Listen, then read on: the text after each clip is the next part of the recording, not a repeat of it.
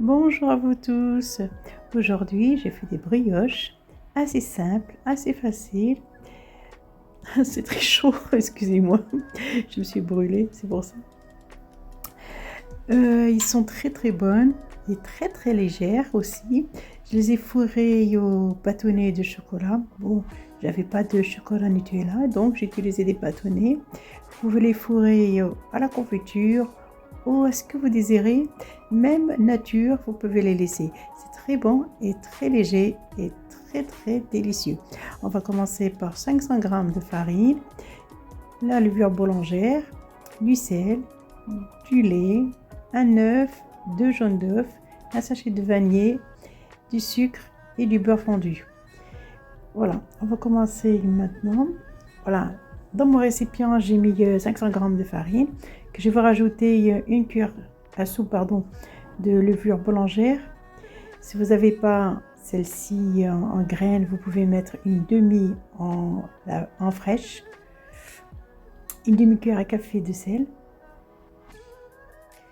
un sachet de vanille, 60 g de sucre en poudre bien sûr. On va mélanger tout ça et on va rajouter tous les ingrédients. Le 2 jaunes d'œuf, voilà, et on en rajoute un œuf entier. Moi les œufs c'est large. Là j'ai mis 100 g de beurre fondu. Vous pouvez utiliser aussi la margarine. Voilà, on mélange tout ça. On va rajouter progressivement, petit à petit, du lait tiède. Là, je vais voir combien ça m'a pris dans ma farine. Voilà, je mélange petit à petit. Je veux une pâte soit molle et tendre, mais elle restera collante. Voilà, on va rajouter petit à petit. L'impression, la consistance de ma pâte, elle est parfaite. Je vais la travailler avec mes mains pendant 5 minutes. Voilà. On va bien la travailler. Mais cette pâte, elle restera collante dans vos mains. Donc, ne vous inquiétez pas, c'est normal. Là, ça m'a pris à peu près 230 ml de lait. Mais faites attention parce que toutes les farines, c'est pas les mêmes, c'est pour ça. Celle-ci que j'ai utilisée, la farine, c'est celle de Lidl, type 55. Voilà, maintenant, je vais la couvrir et je vais la laisser doubler de volume.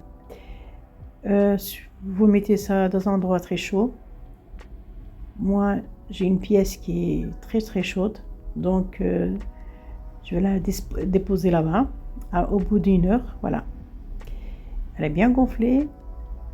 Voyez, là j'ai des bâtonnets de chocolat et ma farine pour la dégazer et le façonnage.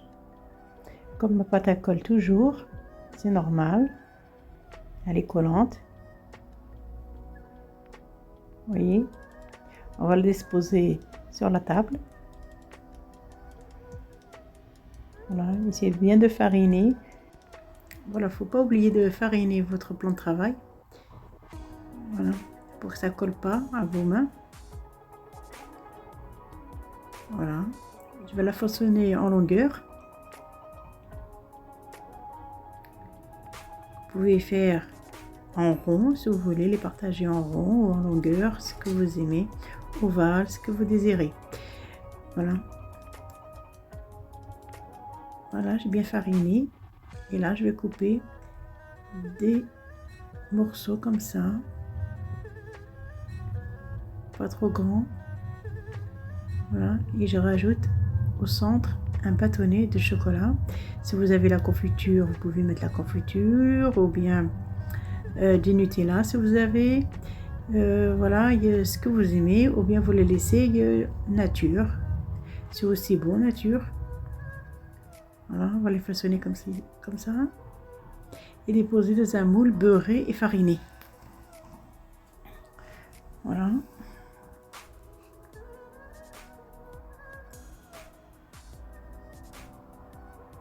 C'est pas obligé de mettre les bâtonnets au chocolat parce que j'avais pas le Nutella, pardon. Donc, alors, j'ai trouvé le moyen, ce qu'il faut. Voilà. Vous pouvez aussi rajouter les pépites de chocolat, mais dans la pâte. Hein. Vous voyez? Et vous faites des petites boules, c'est encore mieux. On va continuer ainsi de suite jusqu'on termine la pâte. Voilà. Vous le faites à la grosseur que vous désirez. Hein. C'est pas obligé de faire la même grosseur ou bien les mêmes façonnages. Vous pouvez faire rond aussi. Voilà. Voilà, il faut le disposer comme ça, dans un moule bien beurré et fariné. Voilà. Après ça, on va le laisser doubler de volume encore. Après les 30 minutes, voilà, elle a bien gonflé. Là, j'ai préchauffé le four à 200 degrés et je vais fondre un peu de beurre pour badigeonner au-dessus. Voilà, il faut bien badigeonner avec du beurre. Voilà. Ça jusqu'à là. Après, vous les faites faire cuire à 200 degrés pendant jusqu'ils soient bien dorés. Hein. Voilà, qu'ils sont bien dorés. Voilà, vous le retirez du four. Là, je vais badigeonner avec la confiture d'abricot. Vous pouvez le saupoudrer de sucre glace, badigeonner avec un nappage ou bien avec du miel. Et vous pouvez les décorer si vous désirez avec ce que vous aimez au-dessus. Voilà.